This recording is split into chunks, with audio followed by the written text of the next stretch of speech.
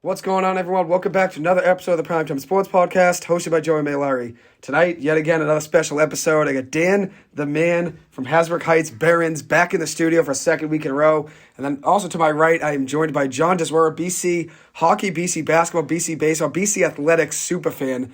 Appreciate you both coming to the studio. How are we doing tonight, JD? Doing great, Joey. Yeah, thank you for having me on so often as you do. Such a pleasure, isn't it? It really is. It's a pleasure on my end, though, truly. It's great having JD in the studio. Pleasure's all mine, Joey.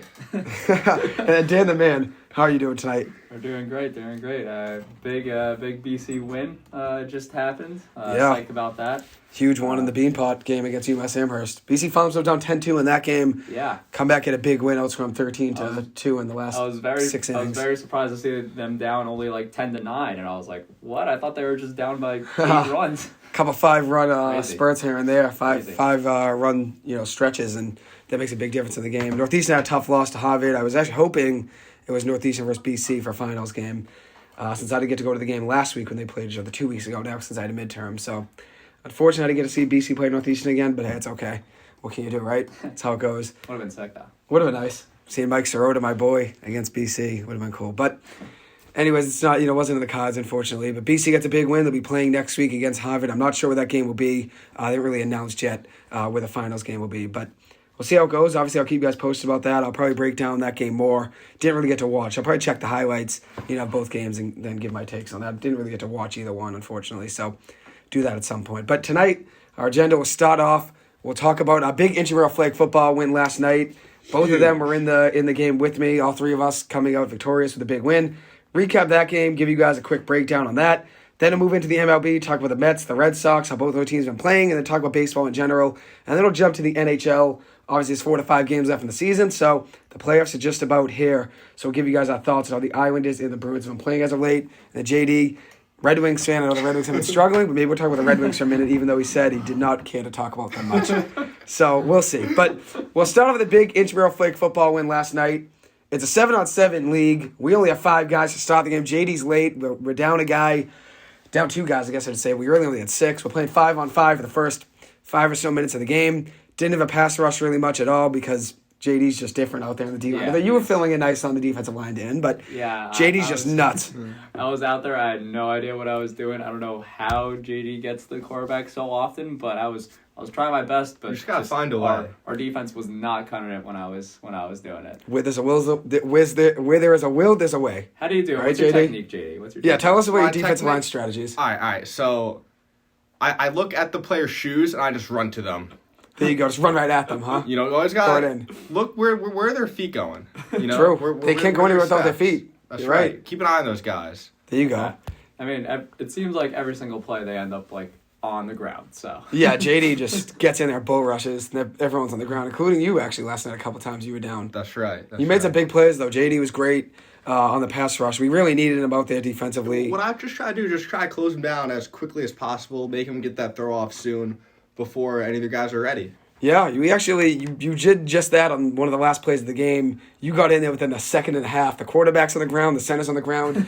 You were even on the ground with Graza to pick 6, but it came back because of tough roughing the passer. Allegedly. I don't know. Those guys were kind of soft. Allegedly on the roughing the pass call. But hey, we got the win though, regardless. And then if you look at our offense too, we struggled the first couple drives. Fired on all cylinders. yeah, we picked it up. Definitely. We struggled on the first couple drives on offense. We did. And then we were down 13-0 to actually, or 14-0 to begin the game. 13. Right? It wasn't 13-0. 13-0 to begin the game. We gave up 2 scores right away actually to start the game, which was tough. So we down 13-0, and then the offense really just locked in. We didn't give up a score after the first 2 possessions. I think we forced, we had 6 or 5 pickoffs and probably 2 or 3 turnovers and downs in the last 8 possessions of the game for them. I had 3 picks. Graza had 2 picks. Graza had really 3, but as we said, the alleged roughing the passer call took that back. A lot of big pass breakups. Graz had a hell of a game. You wouldn't think it out of a guy like him, though. Graz had a huge game. Graz played great. Graz had some big plays on defense. He's 2 interceptions. quite the athlete. Softball, too. Yeah. Softball is very strong. People Graz always play count well. him out, but don't do my guy like that. Can't count him out. Count him in, right? That's it. Can't count him out. He had some big plays on defense. You had some big plays on defense. Dan had some big plays on both ends of the ball, some big stops. Both of you guys actually a couple times ran into each other trying to make plays to get the opponent. You guys did just Sometimes that. Sometimes you had to double team them on, and you on dive. defense. You launch yourselves right at them. You can make the play though. That's all that matters, right?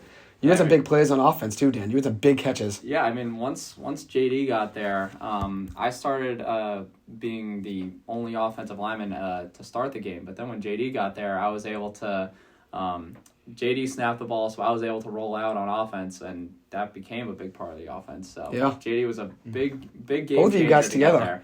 Which I know me and JD typically, it's actually us three are always the ones on the offensive line typically. Last night I could not do that, unfortunately. My right knee, I don't know what's going on, but I had to persevere and play through it. First 2 possessions on defense, I gave up a 2-point conversion. I gave a touchdown. I was covering like a 6'5", 6'6" kid, so it was tough, height-wise. He had a big differential on me. But having it picked on those 2 plays, I was like, all right, that's it. I got to lock in. I don't care if my knee hurts. I'm just playing through it. My knee was tight. I was like, I got to play through it. You guys are playing hard. I was like, I got to get the clipper in me and play hard. And I did just that. I tried at least.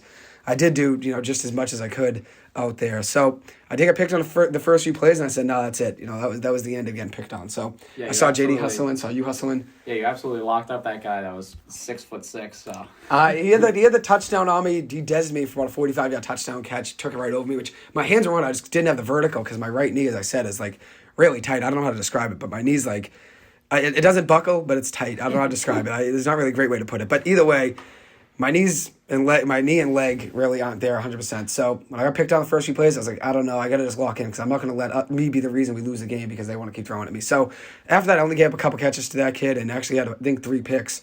One of them wasn't intended for him. One was intended for someone else. They overthrew it, and I just found it in the back of the end zone. Yeah. Ed Reed just tracked the ball and found it. Yeah. It wasn't intended for my guy. But probably about 5 pass breakups. BK played great at safety. BK had a great game in the defensive backfield. We needed him back there. We really needed him. Usually we have a guy like Will back there that, is more of a ball hawk to get picks. BK was just breaking pass up. We needed that. Yeah, he was doing well because there were a few times where either I broke from my guy too early to the pass rush a little too soon, or I just flat out got burned like one time, and BK was thankfully there to knock it away. Yeah.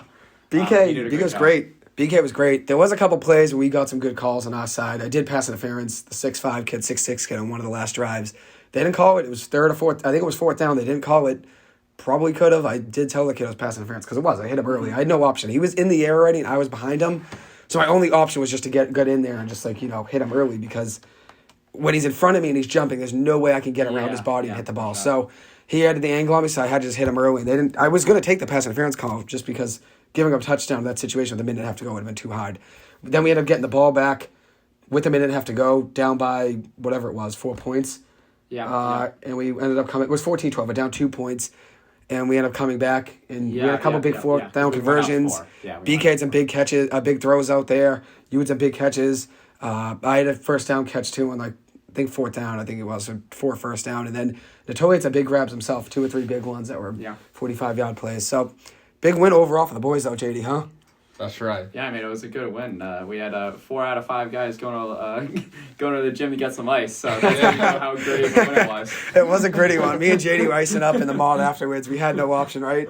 Leg injuries on both ends. And then you and Dan collided once, and you stepped on Dan's foot or something, or rolled up on his ankle, he could use a little ice. Yeah, and now all my toes look like JD's, so... That's good. So that sounds a win. On my toes. So that's a win, then. That's a win. Leave my toes out of it. That's how you know we won the game. But it was a big win for the boys, though, overall, winning that game 18-14, and then stopping them on defense. They got one last possession with about 45 seconds to go, and we had some big pass breakups and big stops there. So, big win for the boys. I'm proud of the way we fought, and halfway through the game, I was like, even if we lose this game, I was just happy with our effort. Yeah. One play we didn't mention was your 2-point conversion that should have been a score. Dan took a kid out of his shoes. It was nuts. He twisted him inside out. He caught the ball. His back was facing the end zone, so he still had to turn upfield. And you just faked going left, you jabbed left, and then you spun and went right, and you mixed the kid out of his shoes. Great play. You had the kid completely missing. Then you reached in the end zone, it should have been a score. We ended up not getting it. We ended up winning the game regardless. So, but it was a great play. What'd you see on that play? You're just like, all right, I just got to juke and just try to make something happen because you were 8 yards from the end zone. I mean, normally I'm not a big spin move guy, but I started to juke, and then I realized that if I just turn 180, I think I got him. So I just tried that, and it worked because I knew I had to do something because there were 2 guys I needed to get through. And I thought I had it, and ref said that I was a yard short. Tried to dive in, slam my head on the turf, but what are you going to do? You play hard, though. I love it, though. You did play with that clipper mentality, which I love. So I did. What did I tell you after that play? I said, after you got up, I said, what was it? That 2-point conversion play. I said, that's a clipper. Did I tell you that? I said, that's a clipper play. You said Kamara. Kamara. I said Kamara, and I said, that's the clipper in you. I said. It was Kamara, though. That spin move was filthy. But Anyways, that's the talk of the flag football recap last night. Big win, obviously, for the boys. Now we'll jump into some baseball talk about that. Dan's got to go halfway through, about 7:30, so got another 18 minutes to go. Maybe we do baseball like 12, 13, 14 minutes, and then 5 minutes of some hockey maybe. Let's talk some MLB, though. Do you want to start with the Mets? Start with the Red Sox? You can pick. Talk some Sox. Talk about the Red Sox. All right, so go into the season. Last week we did our predictions, which I still have to put out my full predictions, and I'm going to keep them the same. I do have a whole Google Doc of what I think everyone's record is going to be. I'm not going to change it. I know we're a week into the season now, but I thought the Red Sox issue was going to be their hitting and not their pitching. It's the reverse. The Red Sox offense has been hot. It's their pitching that's been the issue. Starting pitching mainly has been abysmal, giving up 4 or 5 runs just about every game in a blink. They're down 4-0. So that's my main take with the Red Sox. Obviously, their offense has been great. Adam Duvall has been unreal. Actually leading the MLB in batting average right now in OPS at 588. Also leads the league in OPS around 1,800. So he's been off to a great start. 1885 OPS, which is number 1 in the MLB. What have you seen out of the Red Sox? Obviously, coming into the year, we're in a very stacked division, so most people had us around the 3rd or 4th. At best 3rd, I guess, but most people had the 4th or 5th in the division, the AL East. What have you seen out of the Sox so far, Dan? I mean, obviously their lineup has been just far better than I think what was expected, at least from 4 or 5 guys between Verdugo and you said Duvall. Devers has done what he's done over the past few years so far this season. Yoshida. And Yoshida's been great. So, I mean, just the best players in the lineup have been doing what they need to do. I still think they do have some holes, including catcher, second base as a whole. We don't know what they're going to get from first base. Tristan Casas. Yeah. He can't hit. He's hitting 182. I mean, pitching has been brutal for them. Like outside of Kenley Jansen and their bullpen, I don't think I know one guy in their bullpen. So that's a Garrett problem. Whitlock, he's out. Oh, well, yeah. Whitlock, Ryan Brazier. When Whitlock comes back, that'll be Josh Winkowski. Yep. We're a little all over the place in our pitching staff. But their starting pitching has also been brutal to start. Hopefully they turn around today because I have Pivetta over 4.5 strikeouts. But he was great to start last season, actually. April, May, he was good, and then he was. Kind of fell apart towards the end of the year, unfortunately. But the Red Sox bullpen really, for the most part, has been strong. Chris Martin, who they got over from the Dodgers, he's been pretty good. No runs allowed in 3 innings pitched, with 3 hits and 1 walk and 1 strikeout. 1.33 whip, but has not given up a run, which is pretty good. John Sharp was a great reliever last year, had a tough end of the season. August, September struggled. Overall, this season's been good, though. No runs allowed, 2 innings pitched, 2 strikeouts, or 2 walks with a hit in those 2 innings, which has been pretty good. And then, like you said, Kenley Jensen's the only big name probably in that bullpen. Pitching just 1 game, 1 inning, 1 hit allowed, with 2 strikeouts and a walk. So, and getting a win in that game. That's definitely a problem when their starting pitching struggling to not have a deep bullpen. That's going to come back to bite them in a little bit if they can't figure that out. I'd agree with you. And I don't know if they really have much of a plan for that because, I mean, Sale's back. Struggled. 7 runs on opening day. Second game of the year. I like Tanner Houck, but he did get a little bit shelled the other day. But he's somehow the best performance out of any of our pitchers. Which is wild. It's crazy. But he has absolutely elite stuff. So he does. So I like him as a pitcher. I think I had him hitting over 4.5 strikeouts or something. Got 5. Which hit. So hopefully he can turn around because he's a good pitcher. He's great. But I do think that there are some holes in that lineup, and if Duvall can keep doing what he's doing, I mean, he's a great hitter, and he's been a pretty solid hitter in the last few years with the Braves and a handful of different teams. I think he was on the Marlins for some time. He was, 27 home runs a couple years ago. Last just struggled power wise, with the 13, 14. Yeah, he's a good power hitter. Yeah, he's been a good hitter for some years. It's just I don't know how he's going to be defensively in center. Especially in Fenway with that crazy triangle going on. You kind of have to have your head on a swivel in Fenway. Definitely. So we'll see how that goes, that experiment, because I feel like he's more of an average fielder. I would put him more as like a left fielder than a center, but they're going to stick it out for now, and that's honestly not their biggest problem. So. Yeah, I would agree with you. You put it great. I think the thing with Duvall, too, is, you look at the offensive production. He has 588. That's not going to last all year. He's only struck out 3 times in 17 at-bats, which isn't that much for a guy that's a power that strikes out a good amount. So his power's been great. His offensive production has been great. You got to think at some point, obviously, it comes down with more at-bats. Although I love 588. It's not going to say 588 the whole season. So you're right. That means that's a fact. And then also you look at Alex Verdugo. He's been great out of the leadoff spot, which in February when I did my lineup prediction, I think I had Verdugo as the leadoff hitter right before spring training because I said I think Verdugo is the best guy on this team to be a leadoff hitter. I didn't see Kike being a leadoff hitter. I know last year they tried many guys. They tried Kike, they tried Arroyo, they tried never Xander Bogaerts really, but they tried everybody in that lineup. Plus Jaron Duran, Trevor Story actually a couple games, but Jaron Duran was in there for 3 weeks probably trying the leadoff spot. Kike probably about 4 weeks.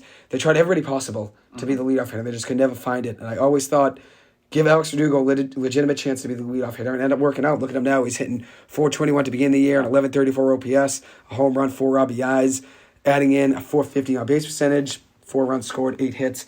I mean, he's been great, and a triple on the year. So Verdugo's been great. Yeah. Proud of the way he's been playing. He brings a lot of swagger to the game, which I'm a big fan of.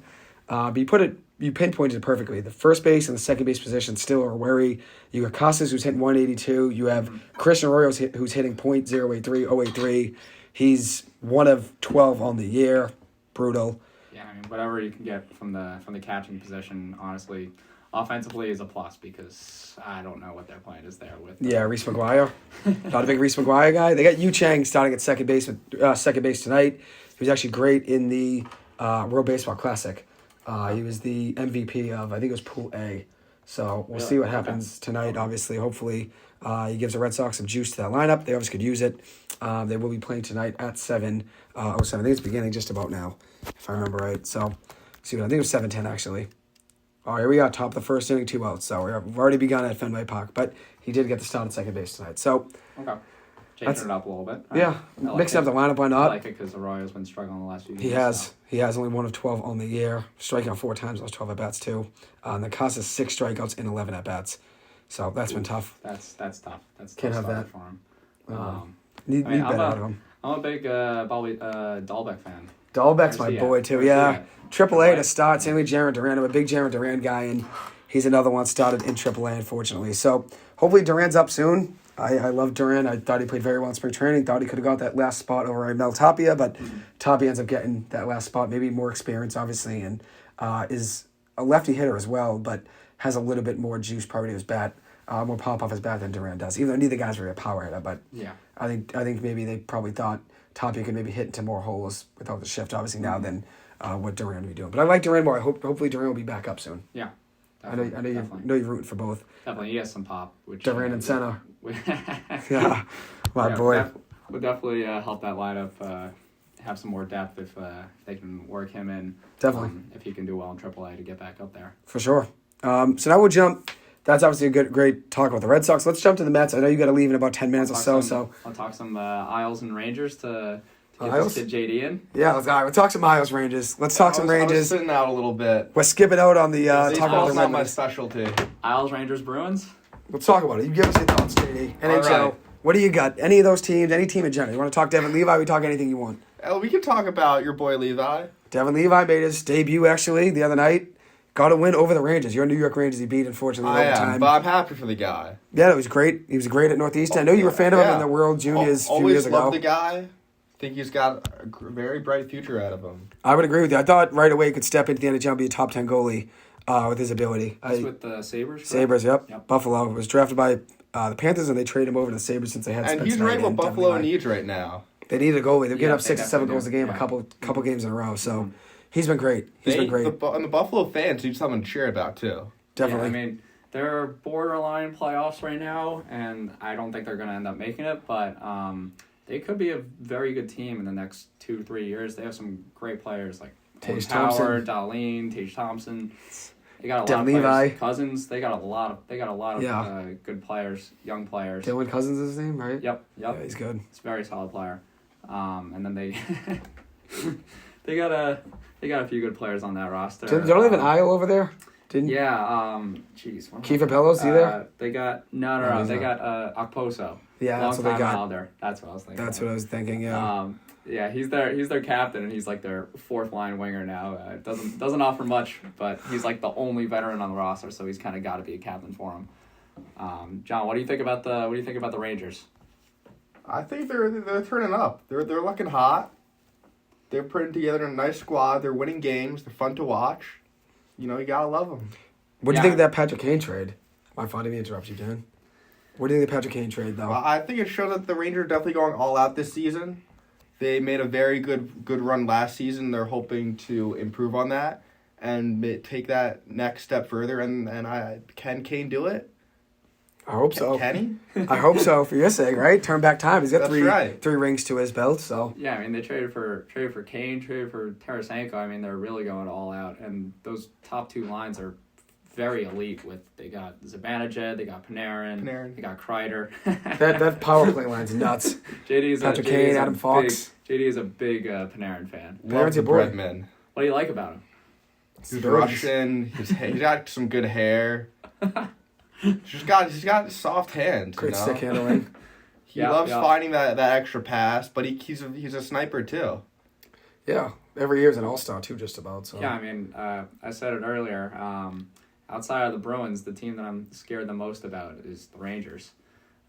Which, I mean, right now they sit at third in the East. I think it's second or third. Third in the Met. Third, yeah. Yeah. Second or third. And I mean, I think Devils are a good team, and obviously Hurricanes as well. But that's probably going to be a playoff matchup: Devils versus Rangers.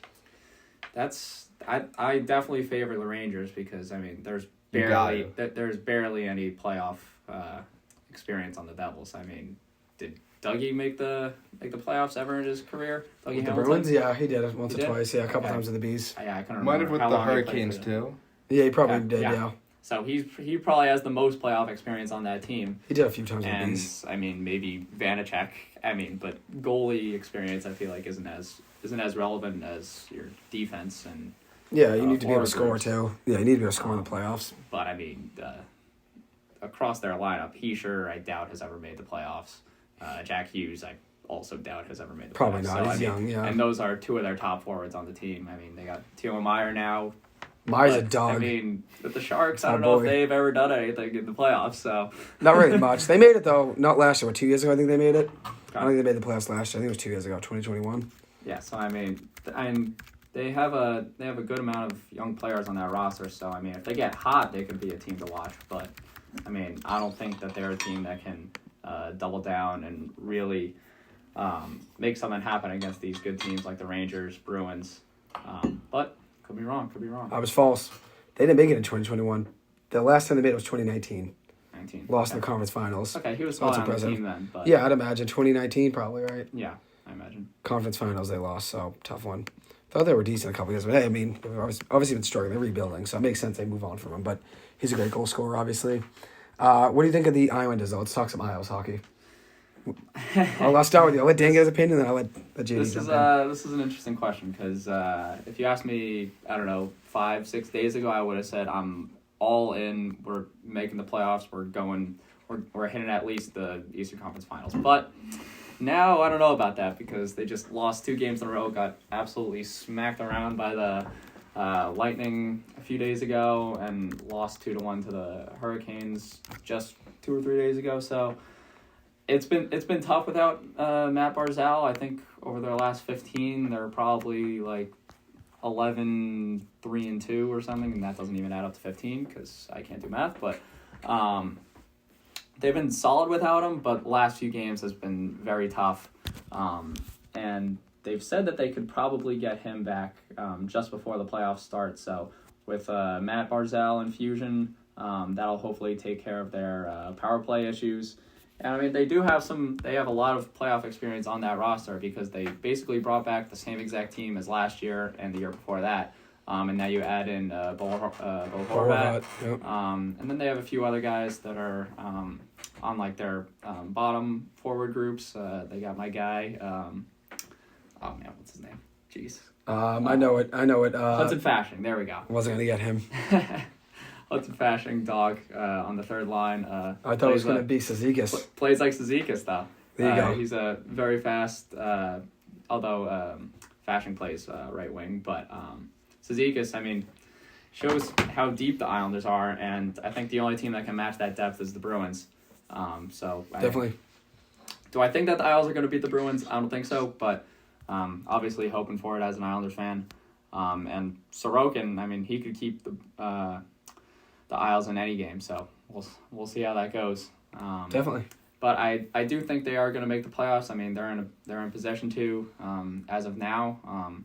And I mean, unless the Panthers really make a run for it, I think the Isles should make it, and it's looking like they will probably be against the Hurricanes first round. So I think, without Svechnikov, I think the Isles have a good shot in that series if they do go against the Hurricanes. But if it's against the Bruins, it's going to be tough.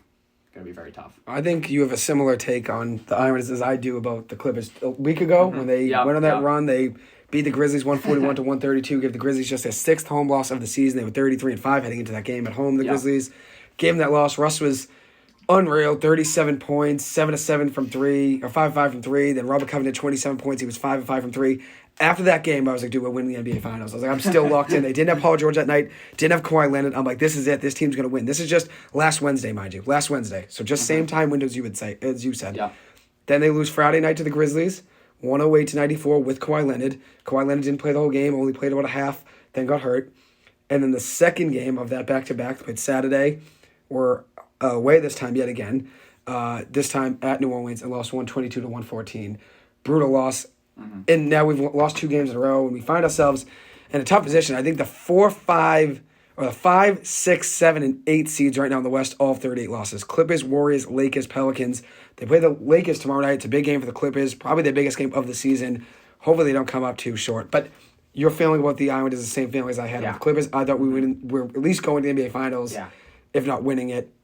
Just like you thought, Eastern Conference Finals to the Islanders last week, and now both 2 losses in a row in tough times.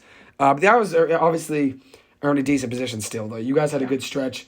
I know you had you had a tough losing streak at one point. Was it over winter break or was it spring break maybe? And then they went on a run. Yeah. One of the breaks. Yeah, I mean, they probably have, I don't know what the NHL has, lines have them at, but they probably have like around 60% chance of making the playoffs, around that. So, I mean, I do like their shot, especially if they can get Matt Barzal back for the last 2 games or so of the season, because he's not supposed to be back for this week. John, what do you think about the Bruins? Yeah, I'll tell you your thoughts on the Bees. I know you're not a big Bees guy, but let's hear what you think about them. You know I don't rate them highly. What are your thoughts on... People are like, they're the best season ever, winning all these games. They can win. So what? It's the playoffs. True, anything can happen in the playoffs. Completely different. That was. I think they're comfortably 3 through the first round. No doubt about that. But once you get in that second round... Once you get in that second round, the East is stacked, and it's going to be a tough series, whoever you get. Over 7 games, most of these series are going to go far. They're going to be hard fought, and you know what that means. Yeah, anyone can win. Anyone can win, yeah. You need Wallstrom to go off and Holmstrom. Dude, you need those guys. Lou Lamoriello was on the air recently, and he said that Wallstrom's out for the year, which, I mean, he's been out. He's been out for the last... I know he's been out for a while. He's been out for the last 3 months, so I thought he was coming back. That, but they kind of just said, now he's out for the year. I thought he was done for the year. I thought he was coming back still. Jeez. But he also did say that Barzal was coming back, so it was more of a good news press conference. But you need Barzal back, obviously. It's big a need. Yeah. Need him healthy. There's a stat that showed because the Isles got Bo Horvat when they still had Barzal healthy. And in the 5 games, I think, that they had the both of them out there, I think their power play percentage was at, 35%. Mm-hmm. And before they got Horvat, it was, 18%. And without Barzal healthy, now it's back down to, 15%. So you need them.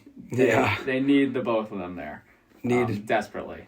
Yeah, Horvat was a great pickup. You needed a goal scorer, and that's what you obviously get there. Yeah, I mean, because Barzal loves to find the open guy, and hit him with a sauce, whatever. Across the ice, yeah. He's great at passing. He's like a magician. Horvat just finds the net, no matter what. He scored a goal in I think it was his second game with the Isles. 0 angle, just threw it off the goalie in. So, I mean, he just finds the net. Great talent. It's a skill that some guys have, some guys don't. Barzal doesn't really have it. Great talent. Obviously, I don't want to hold you too much. I know you got work actually in a half hour, so it's nice of you to come in, Stu. I appreciate it. But I just wanted to ask, who do you got on the Masters? Winning the Masters. See, I haven't thought much about it. I will think about this. I probably give a prediction.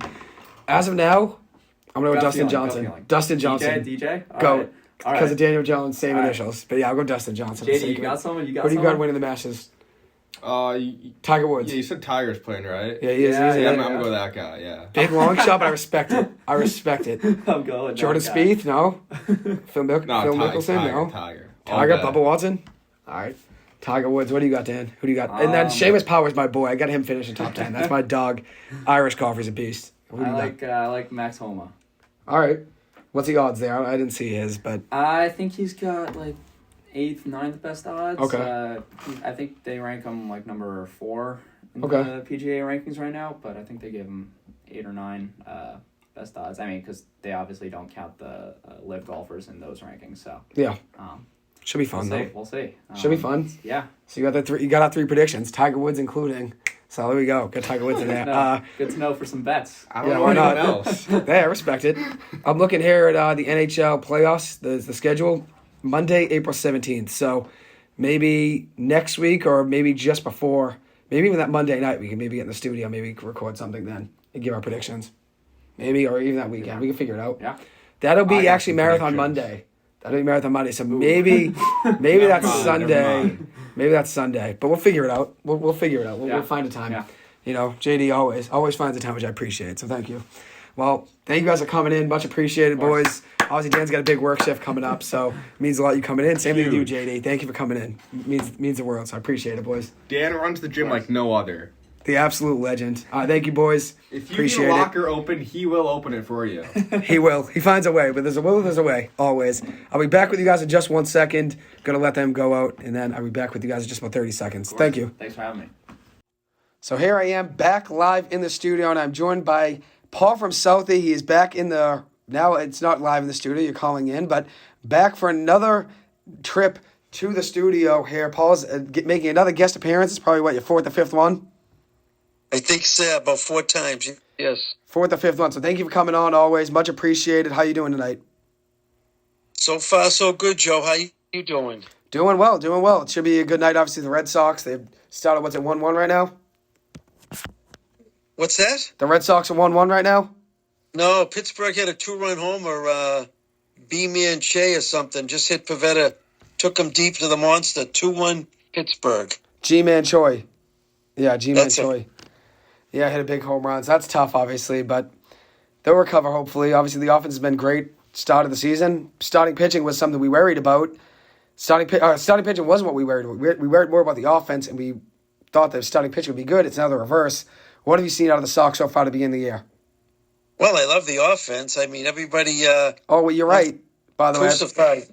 What's that? G1 Bay. You're right. You got it right. You said G-Man Choi. You got it right. I wasn't sure who it was. They got two. They got the Choi from Tampa the Rays. Bay. That's what I thought it was when you said it. But you're right. Yeah. My fault. I apologize. But what have you seen out of them? Obviously, the offense has been great. Well, the offense. I want to give Bloom a little credit because we're always so. Most fans are quick to crucify him, but think about it. Duvall off to a great start. 588. Right. I mean, power, clutch, and his average. And plus, he's a Gold Glove winner. I like the Justin Turner signing. I think the ballpark is tailor-made for him. And most of all, Yoshida. The ball just flies off his bat. Have you noticed that? Yeah, he has a great swing. He has a beautiful swing. I mean, that's the one thing that people said it translated to be an on-base machine, but I don't think anyone really saw him, getting on base as much as he does with all the, the hard line drives. I didn't think he was going to be that. I thought he'd be a ground ball guy, but he hits the ball hard off the bat every time. Yes, I was very impressed with what I've seen so far. He's a good athlete. He can run, he can throw, he can catch. He hits for average and he hits for power. I'd predict right now he hits 30-plus home runs for the Red Sox this year. That'd be awesome. I mean, he's already got one to start the year. He's got 6 RBIs in the first 5 games, which is impressive.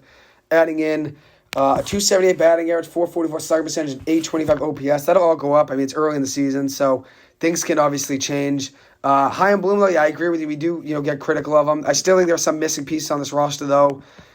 If you, look at the starting pitching, I thought the starting pitching would be better than it is. I know it's only 1 game in. There's still a lot of, room to improve, and there's a lot of games left. There's still 156 games after baseball after tonight, right? So things obviously can go well. It could go, the reverse and go wrong over those 156 games. There's still a lot of game and a lot of time left to figure things out. But the starting pitching has been tough. And then also you look at the holes at first base, second base. You've got to give Tristan Casas an opportunity. So I understand he's obviously been struggling, but you've got to give him a chance.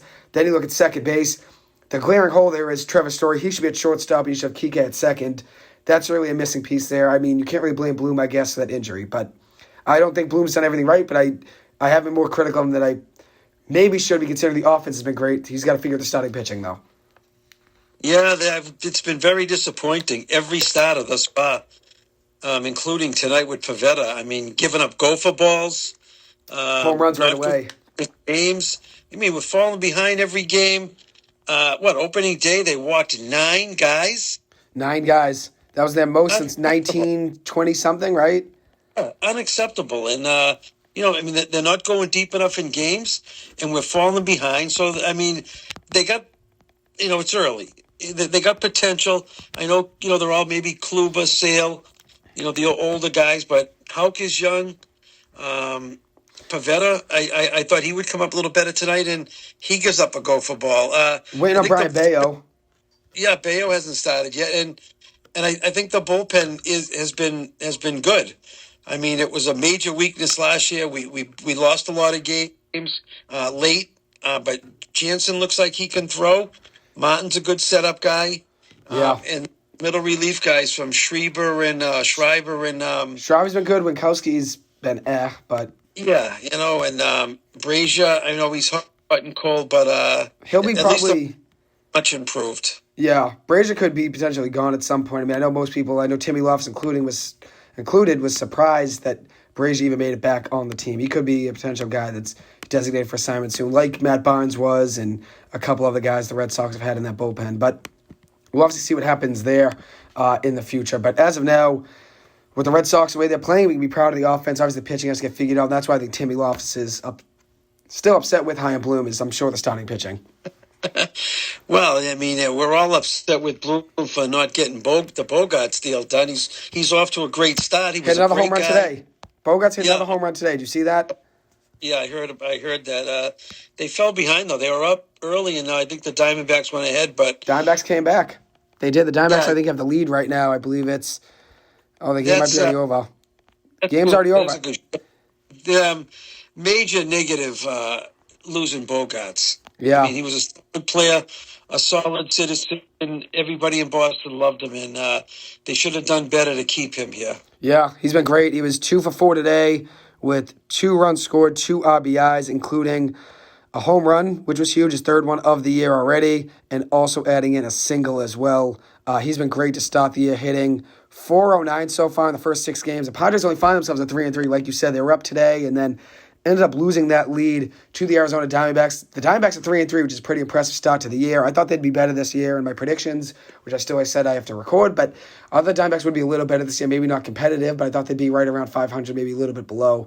I feel where I had them. Maybe it was less. I can't really remember all the numbers, but they're playing better as of late. The Diamondbacks being 3-3. The Padres, 3-3, that's disappointing. I know it's only the beginning of the season, but for a team that most people had being a World Series contender, finding yourselves at 3-3 and losing to teams like the Diamondbacks is tough. It's frustrating when you should beat the teams that you're better than on paper, but it's so early in the season.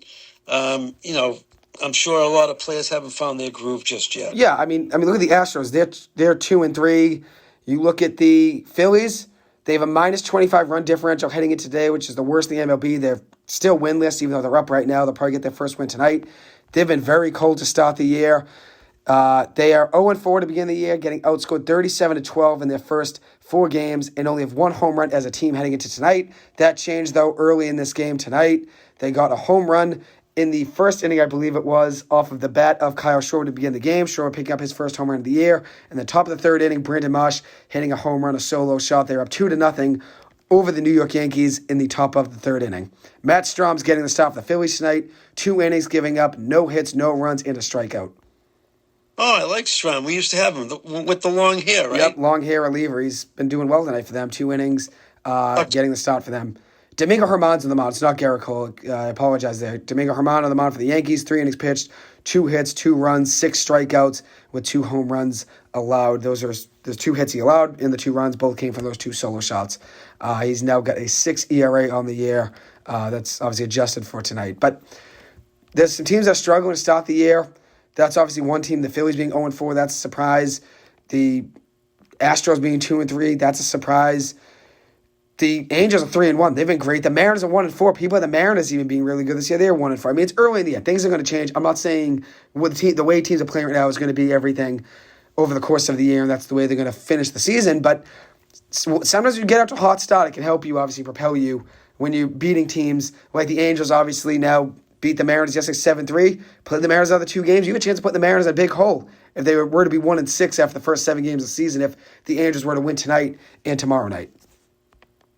Yeah, that was a surprise. I know Seattle was picked to be a wild card and maybe challenge for the division, but some players need the warm weather to find their groove, and you get into a slump, and sometimes it takes weeks to get out of it. Yeah, I actually have the Angels making the playoffs. I think they could potentially make an AL pennant run. I think they could make it there. I know a lot of people call me crazy for that, but if you look at their top 3 starting pitching, it's better than what it was last year. They still had a good bullpen last year. They still have decent pitching. It was just the offense from the 5 through 9 hitters was not there last year. Now they got a lot of production.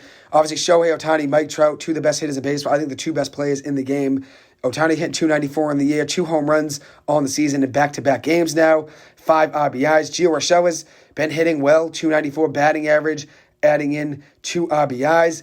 Mike Trout to start the year has been unreal, 417 batting average, adding in 2 doubles, a home run, 2 RBIs, and 6 walks with an .833 slugging percentage and a .1465 OPS.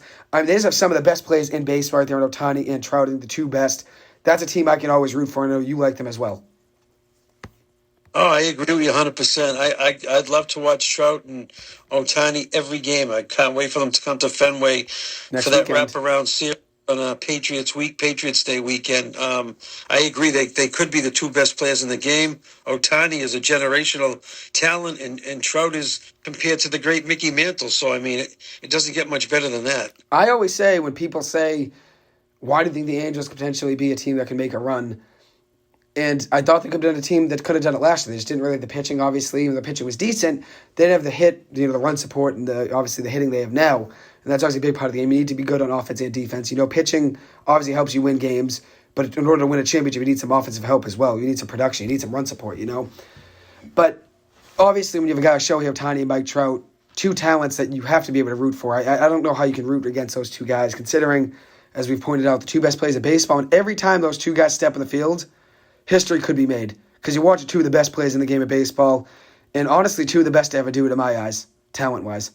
Oh, no question. I just hope, especially Trout, that they stay healthy because he's been known to be injured too many times. You're right. I mean, if you look at what his stats were last year, he had 40 home runs in 119 games. So missing 43 games, he still had 40 home runs. That's nuts. He could have had 55 home runs last year if he played those extra games. 43 games he missed. Yeah, and he still put up those major numbers. Which is nuts. 40 home runs, 283 batting average, 80 RBIs. Obviously a potential MVP candidate every single year he plays, and already off to a hot start on the year, which is impressive. But the Sox, and there's our Brian Reynolds home run. Now they're down 3-1, huh? I think he's got some record in interleague games against the Red Sox. He's hit a home run in 4 straight games. I think they showed that graphic from our buddy Alex Baer. This last inning. 4, there he is now. 4 home runs in 4 games in a row against us. And that's 3 home runs in his last 6 at-bats versus the Red Sox. It's crazy. And again, Pavetta's given up 2 gopher balls, and we haven't even gotten out in the 3rd inning yet. Yeah, it's tough. That's Reynolds' 4th home run of the season, so he's obviously had a good power bat to start the year. And that's a guy that's been looking for a contract, and the Pirates haven't wanted to give him a new contract. He's been upset about it. Obviously didn't get that contract in the offseason he wanted. Almost sat out of spring training, but he decided to go back and play for the sake of his teammates, even though at some point he could be potentially traded. Good power bat on the market, 27 home runs last year, hitting .262 with an .807 OPS.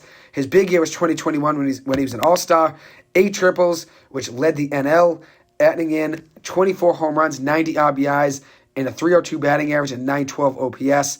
He was also 11th in the NL MVP vote that year. So that could be a potential guy that has moved. Obviously, the Pirates are a team that's rebuilding around a guy like Nelson Cruz. That's a team that could use some prospects, obviously, in return to build for their future. So Reynolds could be a guy that's on the move at some point. Yeah, he'd be a great pickup for anybody. As a matter of fact, Alex Spear just put up another graphic saying that the Red Sox pitching staff has the highest percentage of throwing the ball in the strike zone. Like 10% of their, it's 10% is like the highest in the league for like giving up gopher balls, Home runs, yeah. Yeah, they're obviously up there in that. Wonder how many home runs they've given up this year. The starters. Sale gave up a couple, right? I can tell you right now, hold on, give me 1 second here. I have all their stats open here. Pitching on the year, overall have given up, let's see, Cutter Croft gave up 3 home runs in one start. Chris Sale gave up 3 home runs in one start. Tanner Houck gave up 2 home runs in his one start. And then Corey Kluber gave 2 home runs in his one start on opening day. And Pavetta's 2 is 12 home runs by the start. It's the highest in baseball. Pavetta's given up, 2 home runs tonight, correct? Yes. So he's got 3 home runs from Pavetta, 2 from Kluber, that's 5. And then 2 from Houck, that makes 7. And then 6 between Crawford and Sale apiece between their, 2 starts, 3 home runs apiece. So you're right. That's 8. They've been hitting to 10, keep us games. 13 home runs have given up between the starting pitching in the first 6 games of the season. Terrible. 6 games, right? Now, what's their record right now? Sox are 3-2, right? The 5th game. Yeah, 2-2. So 5th game of the season. 5th game. You're right. You're correct. 5th game of the season. They've already given up 13 home runs for their starting pitching. That's something that's got to change. I have more confidence in Chris Sale. I think he'll turn it around at some point. He looked great in spring training, his first 2 starts, and then had a bit of a shaky stretch. But I think he'll find his groove. I think Chris Sale will find it. I'm a big fan of Chris Sale. I can't listen to. I know he's older now. That's a concern. But he missed basically 2 years of pitching. But his fastball's back to like mid 90s. He just got to stay out of the wheelhouse of these hitters and not give up the deep ball. I think he'll be fine. Yeah, his slider is still really good. You're right about that. Still is good movement. And like you said, the Sox are throwing strikes. Their starting pitching has been throwing strikes. If you look at it, Crawford had 2 walks in his 4 innings, which isn't great. 2 walks for Sale in his 3 innings. But then you look at Houck, just 1 walk in 5 innings, which is decent. Kluber, 4 walks in 3 1/3 innings pitched. That's unprecedented for Corey Kluber. He's typically more accurate of a pitcher. And then Pavetta had 1 walk allowed in his 1 2/3 innings pitch. So the walks have been great. But like you said, they've been throwing balls in the strike zone too. They've been getting turned on. So even though you want to throw strikes, you obviously don't want to put it in the middle of the strike zone. Like you always said, you want to be able to locate. You always want to be able to locate your strikes. You never want to give a guy an inside pitch that they can turn on middle of the zone. Yeah, I forget what that stat was by Alex Spear, but it just showed the Red Sox staff thus far after like 5 games is the worst as far as giving up home runs, Yeah, that's obviously tough, but I think things can obviously turn around for them. It's obviously early in the season. If you're getting that offensive production that they've been getting, you can win any game if you can score 10 runs. You should win every game you play if you score 10 runs. Heading into tonight, the Sox are the most runs in baseball, averaging 8.25 runs per game, 33 runs total on the year. Averaging 11.5 runs per game, which is number 2 in the game, or 11.5 hits per game, which is number 2 in the game of baseball. Yeah, very to impressive. Start the season, 9 runs in 3 straight games. I don't remember them ever doing that, especially at the start of a season in terrible, colder weather. You're right.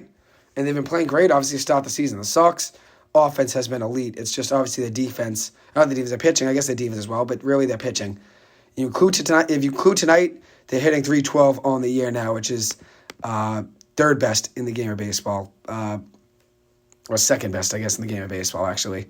2nd best batting average in the game of baseball if you include tonight. Before tonight, I believe they were still 2nd, but now obviously it's just mid-game for everyone's at bats. Now they've played 5 games since tonight is the 5th game. So still the 2nd best batting average in the league. Still the most runs in the MLB.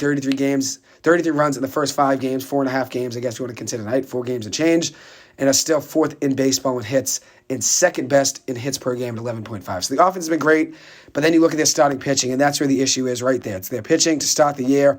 28th in ERA in the league with a 7.5 ERA. They've been getting strikeouts, 11th best in the game of baseball, averaging 7 have the 7th best strikeouts per 9 innings in the game of baseball on the year with 9.75 strikeouts per 9 innings.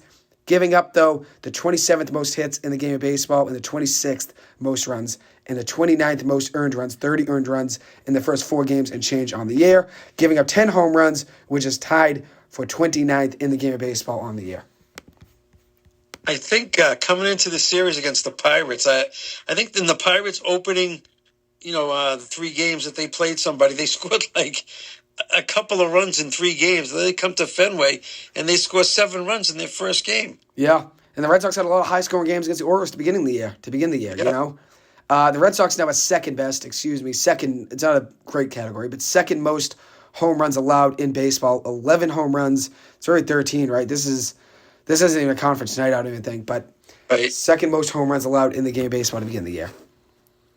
That was heading into tonight, I believe, and obviously now it adds up more tonight with those 3 home runs or 2 home runs already allowed. I'm not going to give up on the starters yet. I mean, Kluber, he's older, but he's a wily old veteran, and he's coming off, I think, a couple of injuries. Elbow injury, yeah. Most of last year with the Rays. Yeah, he played a lot of last year. It was 2 years ago he came off that elbow injury. But he has been injury plagued, though, for the last 2 or 3 years with a shoulder injury in 2021, and then even missed some time with the Yankees as well. And then obviously with the Rays, he was more healthy, but still obviously, wasn't 100%. So you're right, he's been injury plagued. He was a risky sign, but I mean, they needed, obviously starters to fill the rotation. I mean, letting Michael Walker go was probably a big mistake. He pitched great here in a tough mark. I think he was 11-2 or 13-2. Yeah, I'll tell you his stats right now. And then also Rich Hill as well, they let go. But Walker last year was 11-2. You were right. 3.32 ERA. Was great for the Sox in those 23 starts. And Rich Hill was serviceable as a number 3 or 4 for the Red Sox in that rotation last year.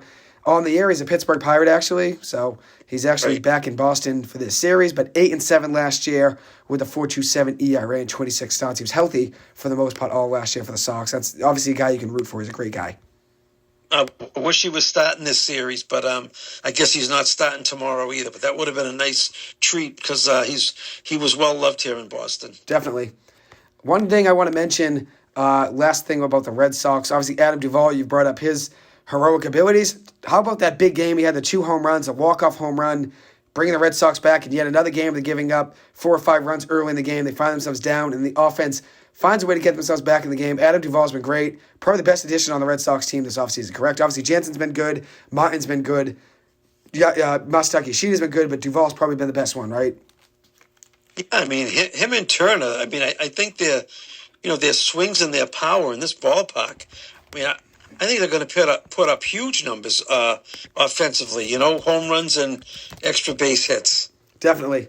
I would agree with you there. One last thing before we go. Obviously, I'm probably going to close around 8 o'clock and a few minutes left. We can talk about 2 things. I'll get your predictions on the Masters if you've picked a winner yet. If you haven't yet, no worries. And then maybe talk about March Madness really quick. Obviously, UConn's a team that you had making a run, I believe, to at least the Elite Eight, right? Yeah, I did. You had them running to at least the Elite Eight, and they get that win last night over San Diego State. Their 5th March Madness tournament win ever, so that's their 5th title, which is actually tied for 4th most of all time. Very impressive run for them in the tournament. Not really many close games for them in the tournament. They won by double digits in just about every single game, I believe. So they went on a hot run, obviously beating a team in Iona the first round by 24 points, then beating St. Mary's by 15, then beating Arkansas by 23 points, then beating Gonzaga by 18 points, beating Miami by 13 points, then beating the San Diego State Aztecs last night by 17. Impressive run there by Dan Hurley and the UConn Huskies, huh? He did a great job, Dan Hurley. I mean, that team just looked invincible. I don't think anybody could have given them a close game. I think I read today, outside the Big East, they probably played 17 games. Their last 17 games outside the conference, they were 17-0 and won every game by double digits. Very impressive. Definitely. I think San Diego State came out at halftime. They were down 36-24 at half. At one point, I believe it was in that middle stretch of the first half. I think it was around 13 minutes, or probably about 15 minutes in the first half left, to about 5 minutes left in the first half. They had about an 8 or 9 minute stretch where they did not score a field goal. They didn't make a field goal. They made a couple free throws during that stretch. They did not score on a field goal, which was tough, and that's really what put them in a hole. They actually kept it close in the second half and scoring 40-35 in second half scoring, but still lose that game 76-59. But very impressive run for San Diego State as well. But the story of that game was UConn and their just dominance on both ends of the floor. Tristan Newton was great, 19 points, 10 rebounds, 4 assists. Adama Sanogo, 17 points, 10 rebounds. Jordan Hawkins at 16 points. I mean, they could kill you on offense and defense. They can eliminate you on both ends. They seem to have no weakness at all over this whole tournament. Yeah, rebounding was great too. They out-rebounded San Diego State 41-37. San Diego State did have the edge, though, in offensive rebounds, 15-11, which that's what UConn was doing great on those offensive rebounds. San Diego State did out-rebound them last night, but the story of that game comes down to obviously UConn hitting more shots, shooting 35% from three compared to 26% from three for San Diego State. And then UConn, obviously 43% from the floor, 32% from the floor for San Diego State. You look at the stats, obviously it shows that San Diego State was getting dominated, but I think if you watch that game, it felt like more than 17 points, honestly. When they didn't score a field goal for 7 minutes or 8 minutes, it just took the life out of them. Even though they had a good second half run, only being outscored by 5 points second half scoring, it just felt like they had no shot. Would you agree? I never thought they had a chance, and I heard even today that Stephen A. Smith said he wouldn't be surprised if they repeated as champions next year. So what a high bar they set. Definitely. Big run there for them. So obviously congratulations to UConn, their 5th tournament win, which is tied for 4th most of all time. And obviously a local team not too far away from here, so you can root for a team obviously that's close by. But they have the most titles over the last 25 years. That's their 5th title in the last 25 seasons, which is the most in college basketball. Next up after them having 5 is Duke and UNC with 3 apiece. And then Kansas, Villanova, Kentucky, and Florida have 2 apiece in the last 25 years. So they have a lot of dominance in the last 5 years. UConn, so credit to them and Dan Hurley. Absolutely. One last thing. The Masters obviously beginning on Thursday. Who do you have winning? Do you have any predictions yet? I said Dustin Johnson. I'm not really too sure yet. I just threw a name out there for now.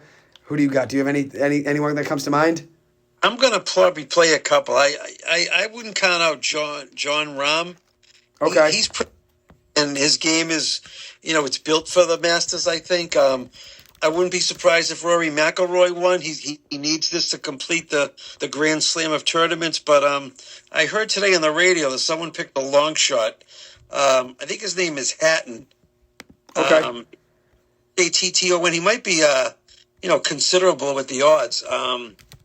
But I wouldn't mind playing a long shot. I see him right now. Tyrell Hatton. He is an English golfer. Who do I like? I had Dustin Johnson. I just threw a name out there for now. I didn't really think too much about it yet. But obviously, it could be wide open. It seems like there's a lot of guys, that are, similar in the odds. There's no really big favorite. But I like Rory McIlroy as well. Obviously, he's obviously a favorite. And obviously, a guy that's always in there on the top, right? He's always been competitive. And like you said, needs to complete that, to complete the Grand Slam. So we'll see what happens, obviously, there. So you're rooting for McIlroy, and then Hatton could be a guy, an underdog pick with Rahm as well, huh? That's how I see it, but I heard today that the weather's going to be a factor. It's supposed to be on the rainy side and in the cold side for Georgia, like in the 50s maybe I think Saturday looks like terrible weather, so that certainly could affect most of these guys, and it might be the guys that play in Europe, like in England or in Scotland. Yeah, they might have the bad weather with the rain and the wind, so that could benefit some of the European players. Absolutely, I'd agree with you there. But 2 English guys we just named. Obviously, you named the Hatton guy, Tyrell Hatton, and then also Rory McIlroy, another English golfer. So, he's Irish, I think. Oh, is he Irish, is he? Yeah, but he's got to be used to that bad weather. Northern Ireland, you got it. You drilled it. Yeah. Northern Ireland. I knew he was somewhere around there. Yeah, right. I was thinking England, but you're right. Northern Ireland. But Hatton is English, so you got that right as well, which I don't know too much about him. There's a million golfers, so it's tough to keep up. I mean, I keep up more with, the other sports I do with golf. But there's a lot of names, Brooks Koepka, Molinari, DeChambeau. I mean, you hear all these names every single tournament. Tiger Woods, obviously another legend. Bubba Watson. You know all those names. Oh, yeah. I think the guy that won it last year, too, they think should be their Scotty Scheffler. Yep, he's there. Yeah, I believe he is. He's highly ranked.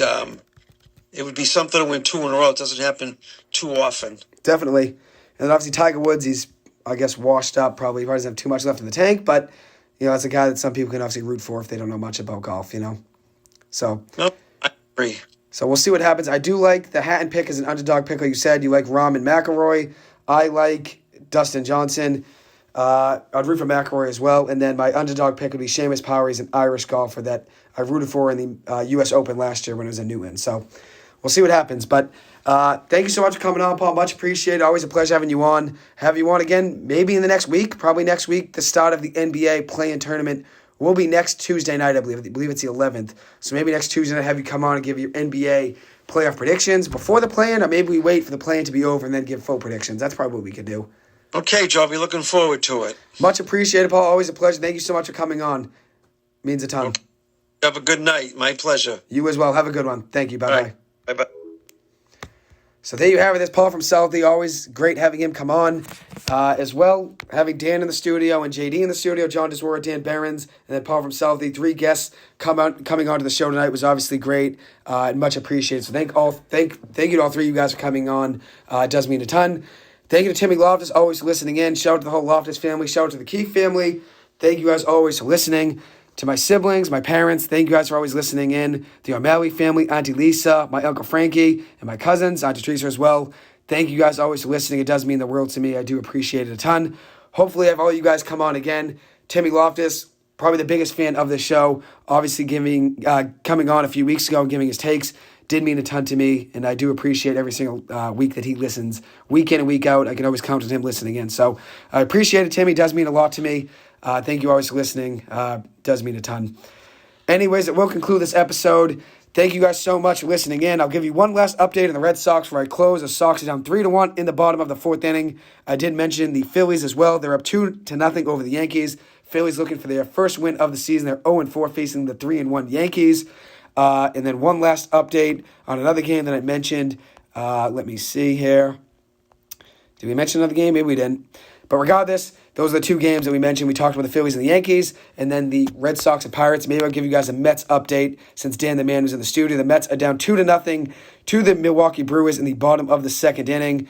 The Brewers getting runs from a Brian Anderson double, scoring Christian Yelich and Willy Adames in the 1st inning. So there you have it. There's a breakdown of what's going on in the MLB. Tonight, the Celtics will be playing against the Philadelphia 76ers. That game's already started. The Sixers are up 7-2 in the first 2 minutes of the game. James Harden just hit a step-back 3-pointer to give the 76ers a 7-2 lead in that game. Just only 2 minutes into the game, so still a lot of game left there. There are the updates there on the Celtics and the Red Sox. Thank you guys so much for listening in. Much appreciated as always. I hope you guys all have a great Easter. Hope you guys all have a great rest of the week. Hopefully you guys all have a great Easter and spend it with your families. If you do celebrate, I will be back in the studio next Tuesday night on April 11th here on WZBC AM Sports Radio from 7 to 8 o'clock. Thank you guys as always. I appreciate it. Hope you guys all have a great rest of your night. Have a great, happy Easter. Thank you.